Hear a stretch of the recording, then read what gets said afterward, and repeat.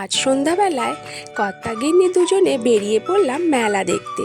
শরীরটা ভালো ছিল না, কিন্তু মেলা দেখতে আমার ভীষণ ভালো লাগে। তাই শরীর আমার যত অসুস্থই থাকুক না কেন, মেলা যাবার নাম হলে আমি ঠিক উঠে পড়ি। এবার দেখো, আমি এখানে মেলায় পৌঁছে গেছি। সেখানে নানান ধরনের জিনিস, কত রকমের কাঁচের বাসন, ফার্নিচার, জামা কাপড়, কানের, শাড়ি, গয়না, নানান ধরনের। এত বড় জায়গা আর এত বড় মেলা, জিনিসের নাম বলে আমি শেষ করতে পারবো না।